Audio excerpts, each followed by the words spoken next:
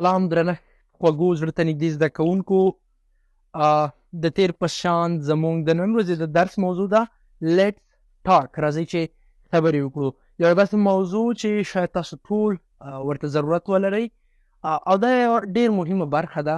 البته موږ په هفته کې یو اونۍ کې یوه داسې ویډیو موږ لرو چې هغه د خبرو اترو په برخه باندې وي جوړه کړې وي.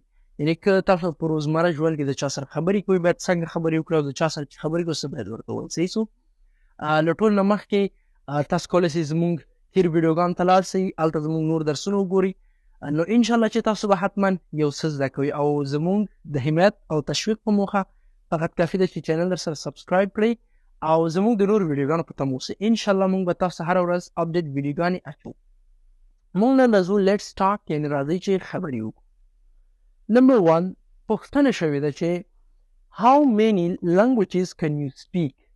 how many یعنې څومره، how many څومره، languages ژبې، language یوې ته ویلی شي ژبه. یو دا ژبه ده چې په خوله کې ده، دې ته وایي tongue. دې ته په انګلیش کې ویلی شي tongue، او یو language ده. language ژبې دي پښتو، دري یا انګلیسي داسې نورې. نو وایي how many languages can you speak. تاسو څومره ژبې باندې خبرې کولی شئ. speak کولی شي وایو خبرې کول.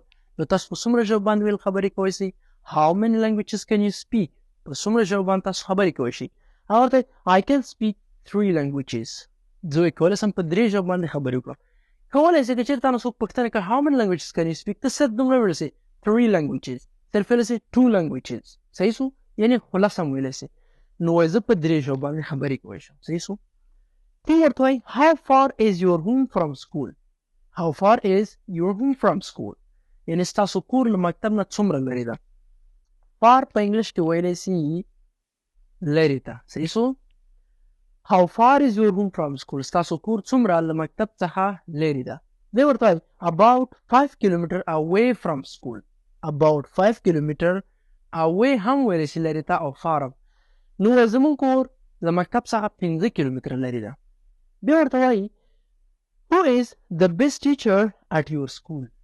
who is the best teacher at your school، یعنې ستاسو په مکتب کې بهترین استاد ښوونکی څوک ده. صحیح شو. who is څوک ده the best teacher at your school، بهترین استاد ستاسو په مکتب کې. دی ورته مثلا احمد الله is the best teacher، یعنې استاد بهترین زموږ په مکتب کې احمد الله ده. څنګه ورته why you come here، مثلا ته چاته وایي why you come here، یا مثلا ته why don't you come here، تاسو ولې دلته راغلي یې. why you come here، ولې دلته راغلی. هغه ورته because ځکه چې I had some problem، زه لږ مشکل لرم. because I had some problem، ځکه چې زه لږ مشکل لرم. بیا ورته وایم why you come here، ولې دلته راغلی.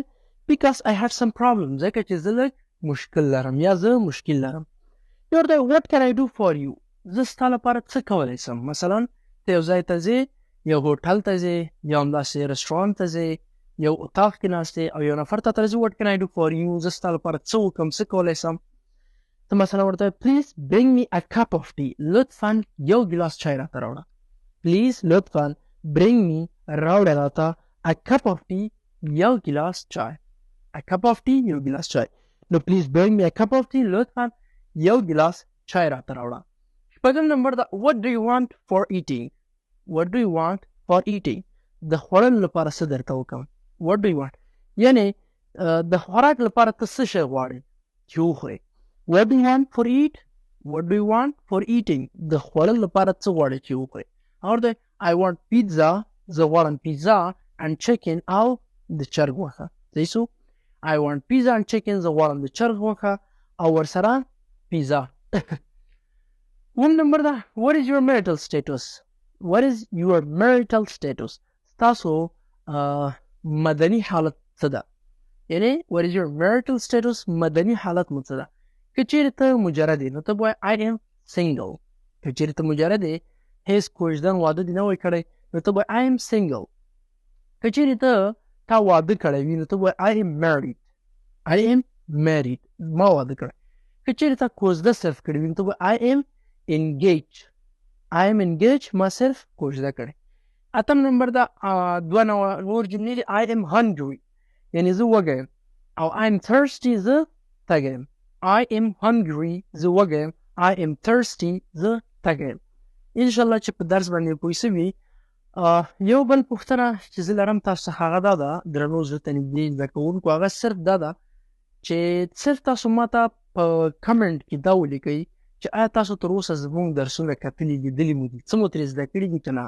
او دویمه خبر دا ده چې آیا تاسو زموږ د دغه درس له طریقې میتود څخه خوښ یي که نه طریقه ورته تبدیله کړو، او یا که چیرې په داسې شکل باندې تاسو راضي نه یي چې زه داسې ایډیټ واچوم، مثلا که په یو طرف کې زه ولاړ یم په نیم طرف کې په کمپیوټري باندې ولیکل چې تاسو درس تشریح سي. صحیح ده؟ نو که په هر طریقه کې تاسو خوشحال یې ماته صرف کمنټ کوئ، نو چې د څومره کسانو رایه ډېره وه انشاءالله زه په همغه طریقې باندې درس ورکوم. یعنې زما مطلب دا ده اوس خو زه په تخته درس ورکوم، که چیرې تاسو غواړئ چې په تخته درس تاسو ته در نه کړل شي نو هم زه کولی شم تاسو ته په نیم طرف کې زه خپل ځان راولم او دې طرف ته چې کوم سایډ پاتې کېږي دلته تاسو ته په کمپیوټر باندې درس تشریح کېده ولیکل سي. نو هر یو مو چې خوښ وي تاسو حتما کولی شئ موږ سره خپل نظر شریک کړئ. انشاءالله چې تر بل ویډیو راځم ټول په لوی بخښونکي خدای سپارم. تر بیا ښې چارې ښه وخت. د خدای په امان.